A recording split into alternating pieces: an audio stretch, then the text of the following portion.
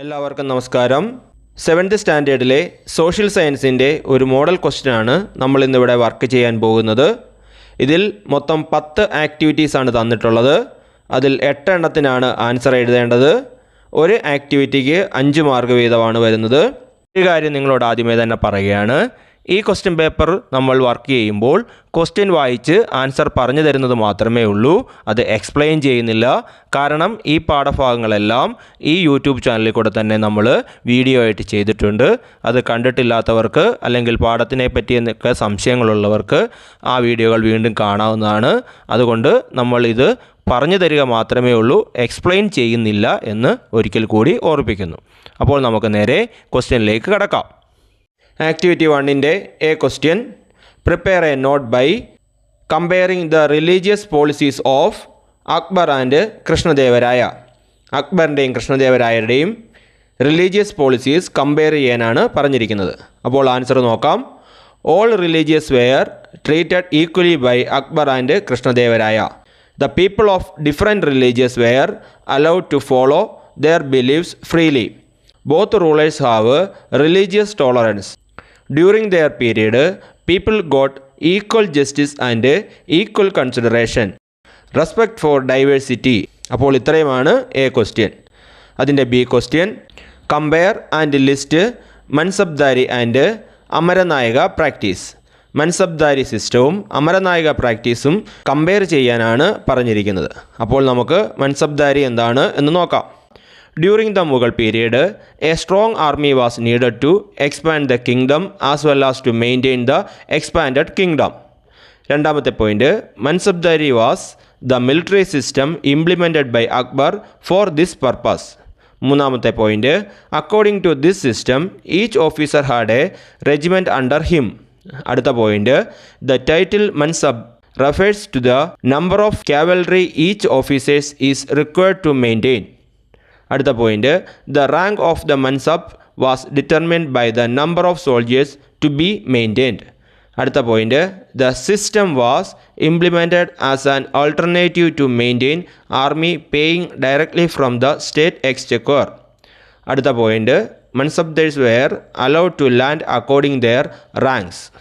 Last point: the Mansabdar maintained his army by collecting tax from land allotted to them. അപ്പോൾ ഇത്രയുമാണ് mansabdari system. അടുത്തത് Amaranayaka system. അതിൽ ആദ്യത്തെ point: the military commanders were known as അമരനായകാസ്. The king allotted lands as Amara to them. The administration of Amara was carried out by Amaranayagas. Amaranayagas had the right to collect taxes from these areas. The Amaranayagas paid a fixed amount to the king. They also maintained a certain number of foot soldiers, horses and elephants. അപ്പോൾ ഇത്രയുമാണ് activity 1ൻ്റെ answer. അടുത്തതായി activity 2, അതിൻ്റെ A question: complete the table by comparing the common features of the Mughal and Vijayanagara administration. Mughal ഡൈനാസ്റ്റിയുടെയും വിജയനഗര ഡൈനാസ്റ്റിയുടെയും common ആയിട്ടുള്ള administrative features എന്തൊക്കെയാണ് എന്നെഴുതാനാണ് പറഞ്ഞിരിക്കുന്നത്. അപ്പോൾ നമുക്കവിടെ ഒരു ടേബിളാണ് തന്നിരിക്കുന്നത്. അതിൽ ഒരു പോയിന്റ് തന്നിട്ടുണ്ട്. മുഗൾ അഡ്മിനിസ്ട്രേഷനിലെ മൊണാർക്കിയാണ്, വിജയനഗര അഡ്മിനിസ്ട്രേഷനിലും മൊണാർക്കിയാണ്. അപ്പോൾ ബാക്കി പോയിന്റുകൾ നോക്കാം. മുഗൾ അഡ്മിനിസ്ട്രേഷനാണ് ആദ്യം പറയുന്നത്. Monarchy, mansabdari system, Zumba, sarkar, pargana, grama, no separate courts, religious tolerance, development of Urdu language, Indo Persian style of architecture. Vijayanagara administration: monarchy, Amaranayaka system, mandalam, nadu, sthala, grama, courts at various levels, religious tolerance, development of Sanskrit language, Dravidian style of architecture. അതിൻ്റെ B question: who wrote book Ain-i Akbari. Ain-i Akbari എന്ന book എഴുതിയത് ആരാണ്? അബുൾ ഫാസൽ. അപ്പോൾ ഇത്രയുമാണ് activity 2. അടുത്തതായി activity 3, A question: compare the social economic conditions of Mughal and Vijayanagara period and make a note. Vijayanagara പീരീഡിലെയും മുഗൾ പീരീഡിലെയും socio economic condition compare ചെയ്യാനാണ് പറഞ്ഞിരിക്കുന്നത്. അപ്പോൾ നമുക്ക് മുഗൾ പീരീഡ് നോക്കാം. Agricultural achievements were the basis of this economic progress. Rice, Wheat, barley, sugarcane, cotton and oilseeds were the major agricultural products of the time. The farmers was not evicted from the lands as long as he paid tax. The use of technology and new tools enriched the agricultural sector during the Mughal period. The Persian wheel and canals were widely used for irrigation. Increased agricultural productivity accelerated trade and urbanization. Gujarat was the gateway of foreign goods.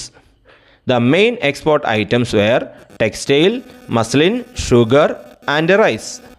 Water transport made significant progress during this period. The major cities of this period were Dhaka, Murshidabad, Surat, Lahore, Agra, etc. അപ്പോൾ ഇത്രയുമാണ് മുഗൾ ഡൈനാസ്റ്റിയെ പറ്റി പറയാനുള്ളത്. അടുത്തത് Vijayanagara kingdom. Vijayanagara society considered of various caste and religious. Brahmins were the dominant group in the society. They were entitled to the revenue from the land allotted to the temples. Other sections of the society were mainly engaged in agriculture, trade and handicrafts. Kings employed women to prepare accounts of the royal palace and decorate gardens. Polygamy, sati and child marriage prevailed in society. അപ്പോൾ ഇത്രയുമാണ് അതിൻ്റെ answer. അതിൻ്റെ B question, who translated Mahabharata into Persian during the Mughal period. Mughal കാലഘട്ടത്തിൽ Mahabharata Persian ലാംഗ്വേജിലേക്ക് translate ചെയ്തത് ആരാണ് എന്നാണ് ചോദ്യം. അതിൻ്റെ ആൻസർ ദര ഷുക്ക്. C question, in Vijayanagara period local traders involve in horse trading were known as dash. അതായത് വിജയനഗര പീരീഡിൽ ലോക്കലായിട്ടുള്ള കച്ചവടക്കാർ ഹോഴ്സ് ട്രേഡിംഗ് നടത്തിയിരുന്നു. അവരെ വിളിച്ചിരുന്ന പേര് എന്താണെന്നാണ് ചോദിച്ചിരിക്കുന്നത്. അതിൻ്റെ ആൻസർ കുതിരച്ചെട്ടീസ്. അപ്പോൾ ഇത്രയുമാണ് ആക്ടിവിറ്റി 3. അടുത്തതായി activity 4. A question, characteristics of the ഭക്തി മൂവ്മെൻറ്റ്. ഭക്തി മൂവ്മെൻറ്റിൻ്റെ ക്യാരക്ടറിസ്റ്റിക്സ് എന്തൊക്കെയാണ് എന്നാണ് ചോദ്യം. ആൻസർ വായിക്കാം. Composing and singing of devotional songs in vernacular languages, deep devotion to the beloved deity, love and submission to God, equal participation of women, access to all irrespective of caste. അപ്പോൾ ഇത്രയുമാണ് A ക്വസ്റ്റ്യൻ്റെ answer. അതിൻ്റെ B question, the bhakta poets were devotees of Vishnu known as dash. Answer Alvars. ചോദ്യം മലയാളം പറഞ്ഞുതരാം. വിഷ്ണുവിൻ്റെ ഡിവോട്ടീസായിട്ടുള്ള ഭക്ത പോയിറ്റുകളെ വിളിക്കുന്ന പേര്, അതാണ് Alvars. C question, the writings of the Nayanars were titled as dash. നയനേഴ്സിൻ്റെ റൈറ്റിംഗ്സിനെ അറിയപ്പെടുന്ന പേര് എങ്ങനെയാണ്? അവരുടെ എഴുത്തുകളെ അറിയപ്പെടുന്ന പേര് എങ്ങനെയാണ്? തിരുമുറൈകൾ എന്നാണ് അറിയപ്പെടുന്നത്. അപ്പോൾ ഇത്രയാണ് ആക്ടിവിറ്റി 4. അടുത്തതായി activity 5. A question, what are the major activities of the Veerashaiva movement. Veerashaiva മൂവ്മെൻറ്റിൻ്റെ മേജർ ആക്ടിവിറ്റീസ് എന്തൊക്കെയാണ് എന്നാണ് ചോദ്യം. Brahminical supremacy and the authenticity of the Vedas were questioned. People were educated against caste discrimination and discrimination against women. Monotheism was encouraged. Convicted the people about the greatness of work and labour. He opposed child marriage and encouraged marriage after puberty and widow remarriage. അപ്പോൾ ഇത്രയുമാണ് A ക്വസ്റ്റ്യൻ്റെ answer. B question, Kabir propagated his ideas through such hymns known as dash. Kabir തൻ്റെ ഐഡിയകൾ propagate ചെയ്തിരുന്ന കീർത്തനങ്ങളെ പറയുന്ന പേര്. അതിൻ്റെ answer dohas. ഇത്രയുമാണ് ആക്ടിവിറ്റി 5ൻ്റെ answer. Activity 6. A question, what were the changes happened in the society as a result of ഭക്തി സൂഫി movement. ഭക്തി സൂഫി മൂവ്മെൻറ്റ് പ്രകാരം എന്തൊക്കെയാണ് നമ്മുടെ സൊസൈറ്റിയിലുണ്ടായ മാറ്റങ്ങൾ എന്നാണ് ചോദിച്ചിരിക്കുന്നത്. ഒന്നാമത്തേത് റിലീജിയസ് ടോളറൻസ്, അടുത്തത് ആറ്റിറ്റ്യൂഡ് എഗനസ്റ്റ് കാസ്റ്റ് ഡിസ്ക്രിമിനേഷൻ, അടുത്തത് attitude to question imposed customs, അടുത്തത് സോഷ്യൽ ഇക്വാലിറ്റി, അടുത്തത് ബ്രദർഹുഡ് ആൻഡ് ഹ്യൂമാനിറ്റി, അടുത്തത് Hindu Muslim unity, last growth of vernacular languages. അപ്പോൾ ഇത്രയുമാണ് എ ക്വസ്റ്റ്യൻ്റെ ആൻസർ. അതിൻ്റെ B question, arrange the given table in the right order. അപ്പോൾ അവിടെ നമുക്കൊരു ടേബിൾ തന്നിരിക്കുന്നു. അതിനകത്ത് 3 കാര്യങ്ങളാണ് തന്നിരിക്കുന്നത്. ഒന്നാമത്തെ കോളത്തിൽ വെർണക്കുലർ ലാംഗ്വേജ്, രണ്ടാമത്തെ കോളത്തിൽ ലിറ്റററി വർക്ക്സ്, അടുത്ത കോളത്തിൽ ഓതേഴ്സ്. അപ്പോൾ നമ്മൾ ആ ലാംഗ്വേജ് സെലക്ട് ചെയ്യുക, അവരുടെ ലിറ്റററി വർക്ക്സ് എടുക്കുക, ഓതേഴ്സിനെ സെലക്ട് ചെയ്യുക. അപ്പോൾ ആ ടേബിൾ നിങ്ങൾ നോക്കുക. അതിൻ്റെ ആൻസർ ഞാൻ പറയാം. ആദ്യത്തേത് Kannada, literary work vachanas, author Basavanna. അടുത്തായി തമിഴ് 4000 ദിവ്യപ്രബോധനം ആൾവാഴ്സ്. അടുത്തത് ബംഗാളി ഗീതാ ഗോവിന്ദ ജയദേവ. ലാസ്റ്റ് ഹിന്ദി പത്മാവത് മാലിക് മുഹമ്മദ് ജയ്സി. അപ്പോൾ ഇത്രയുമാണ് ആക്ടിവിറ്റി 6ൻ്റെ ക്വസ്റ്റ്യനും ആൻസറും. അടുത്തതായി ആക്ടിവിറ്റി 7 അതിൻ്റെ A question. What is constitutional amendment? Who had the power to amendment the constitution? Constitution amendment എന്താണ്? അതിന് ആർക്കാണ് അത് അമെൻമെൻറ്റ് ചെയ്യാനുള്ള പവർ ഉള്ളത് എന്നാണ് ചോദ്യം. അപ്പോൾ അതിൻ്റെ ആൻസർ നോക്കാം. Constitutional amendment is the process of making changes in the constitution as per the changing social demands. അപ്പോൾ ഇതാണ് കോൺസ്റ്റിറ്റ്യൂഷണൽ അമെൻമെൻറ്റ്. ഇനി അമെൻമെൻറ്റ് ചെയ്യാനുള്ള അധികാരമുള്ളത് according to article 368 parliament has the power to amend the constitution. അപ്പോൾ ഇത്രയുമാണ് activity എയുടെ answer. Activity B. What was the first amendment made in the constitution and in which year? ഏതാണ് ആദ്യത്തെ amendment, അത് ഏത് വർഷമാണ് എന്നാണ് ചോദിച്ചിരിക്കുന്നത്. Answer the number of schedules increased to 9, 1951. C question. How many times has the Indian constitution been amended so far? ഇതുവരെ എത്ര വട്ടം അമെൻമെൻറ്റ് ചെയ്തിട്ടുണ്ട് എന്നാണ് ചോദ്യം. അതിൻ്റെ ആൻസർ 106. അടുത്ത D question. What was the 101 amendment made in the constitution and in which year? 101ാമത്തെ amendment എന്താണ്, അത് ഏത് വർഷമാണ് നടന്നത് എന്നാണ് ചോദ്യം. Answer goods and service tax 2016.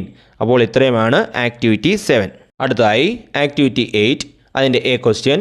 Right any 3 functions of the constitution. കോൺസ്റ്റിറ്റ്യൂഷൻ്റെ 3 ഫങ്ഷൻസ് ആണ് ചോദിച്ചിരിക്കുന്നത്. അപ്പോൾ നമുക്ക് 3 അല്ല അതിൽ കൂടുതൽ പറയാം, നോക്കിക്കോളുക. Establishes the rights and duties of citizens, defines and delimits the powers of the government, ensures that all the administrative systems of the country function according to the constitution, preserving unity in diversity. It stands as the fundamental document that directs the nation, acts as safeguard against tyranny and abuse of power. അപ്പോൾ ഇത്രയുമാണ് A ക്വസ്റ്റ്യൻ്റെ answer. B question. The various challenges faced while implementing laws. What could be the reason? അതായത് ഒരു law implement ചെയ്യുമ്പോൾ ഒരുപാട് ചലഞ്ചസുകൾ face ചെയ്യേണ്ടതായിട്ട് വരും. അതിൻ്റെ കാരണം എന്താണ് എന്നാണ് ചോദിച്ചിരിക്കുന്നത്. Answer varied interest of people, legislations that do not fully reflect the will of the people, ignorance of law, political interferences, failure to enforce laws, misinterpretation of laws. അപ്പോൾ ഇത്രയുമാണ് എൻ്റെ ബി ക്വസ്റ്റ്യൻ്റെ ആൻസർ. അപ്പോൾ ആക്ടിവിറ്റി 8 ഇത്രയുമാണുള്ളത്. അടുത്തതായി activity 9. Many groups are marginalised and discriminated in our society. Which are they? ഒരുപാട് ഗ്രൂപ്പുകൾ marginalise ചെയ്യുകയും ഡിസ്ക്രിമിനേഷൻ നേരിടുകയൊക്കെ ചെയ്യുന്നുണ്ട്. ആ ഗ്രൂപ്പുകൾ ഏതൊക്കെയാണ് എന്നാണ് ചോദ്യം. അപ്പോൾ 3 എണ്ണമെങ്കിലും നമ്മൾ പഠിച്ചു വെക്കേണ്ടതായിട്ടുണ്ട്. Answer women, transgenders, Dalits, tribals, minorities, poverty stricken people, refugees, differently abled people, ex-prisoners, etc. അപ്പോൾ B question. What kind of difficulties do the physically challenged face in building pathways, books, etcetera? അതായത് ഈ ക്വസ്റ്റ്യൻ ഞാനൊന്ന് explain ചെയ്തു തരാം. ഈ ക്വസ്റ്റ്യൻ്റെ ചോദിച്ചിരിക്കുന്നത് എന്തൊക്കെ ഡിഫിക്കൽട്ടീസാണ് physically challenged ആയിട്ടുള്ള ആളുകൾ ഫേസ് ചെയ്യേണ്ടി വരുന്നത്, ബിൽഡിങ്ങിലും പാത്വേയിലും ബുക്സിലും ഒക്കെ ആയിട്ട് അവരെന്തൊക്കെ ചലഞ്ചസുകൾ, എന്തൊക്കെ ബുദ്ധിമുട്ടുകൾ അവർ നേരിടേണ്ടതായിട്ട് വരുന്നു. അപ്പോൾ നമുക്ക് ആദ്യമേ ബിൽഡിങ്ങിൻ്റെ കാര്യം നോക്കാം. Lakh of ramp and rail in building. ഒരു ബിൽഡിങ്ങിന് റാമ്പും റെയിലും ഇല്ല എന്നുണ്ടെങ്കിൽ ആ വൈകല്യമുള്ള ആളുകൾക്ക്, നടക്കാനൊക്കെ ബുദ്ധിമുട്ടുള്ള ആളുകൾക്ക് അവരുടെ വീൽ ചെയറുകളൊന്നും അതിലേക്ക് കയറ്റാൻ ഒക്കത്തില്ല. അപ്പോൾ അങ്ങനെ ഒരു ബുദ്ധിമുട്ട് അവിടെ വരും. അപ്പോൾ അതാണ് ഒന്നാമത്തെ point, lack of ramp and rail in buildings. അടുത്ത രണ്ടാമത്തെ point, difficulty navigating uneven rough and slippy surface in pathways. അതായത് നമ്മുടെ വഴികളിലെ അൺഈവൻ എന്ന് വെച്ചാൽ ഒരേ നിരപ്പിലല്ലാത്ത സ്ഥലങ്ങൾ, റഫായിട്ടുള്ള പരിക്കനായിട്ടുള്ള സ്ഥലങ്ങൾ, തെറ്റുന്ന സ്ഥലങ്ങൾ, ഇങ്ങനെയൊക്കെയുള്ള സ്ഥലങ്ങളുണ്ട് പാത്വേയിൽ, നമ്മുടെ നടപ്പാതകളിൽ. അതൊക്കെ ഈ കാഴ്ച കുറവുള്ള ആളുകൾക്ക് വളരെയധികം ബുദ്ധിമുട്ടുണ്ടാക്കും. അവർക്ക് അവരുടെ സ്റ്റിക്ക് ഉപയോഗിച്ചുകൊണ്ട് അത് നടക്കാനൊക്കെയുള്ള ബുദ്ധിമുട്ട് വരും. അപ്പോൾ അതിനെയൊക്കെ പരിഹരിക്കുന്ന രീതിയിലുള്ളത് വേണം നമ്മൾ നിർമ്മിക്കാൻ. അടുത്തതായിട്ട് limited availability of books in accessible formats.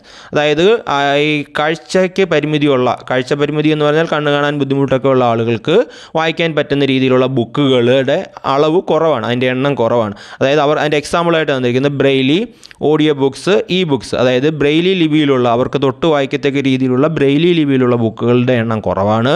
അതുപോലെ ഓഡിയോ ബുക്സുകൾ, അതായത് ആ ബുക്ക് ഓഡിയോ ആയിട്ട് കേൾക്കത്തക്ക രീതിയിലുള്ള ബുക്കുകൾ കുറവാണ്. ഇ ബുക്കുകൾ, അതായത് ഇലക്ട്രോണിക് ബുക്കാണ് അന്ന് ഉദ്ദേശിക്കുന്നത്. അപ്പോൾ അതൊക്കെ ഓഡിബിളാണ്.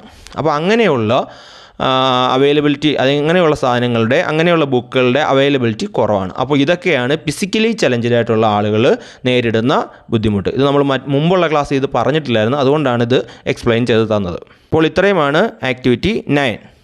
അടുത്തതായി ആക്ടിവിറ്റി 10, അതിൻ്റെ A question: find out which laws and articles exist in India against caste discrimination.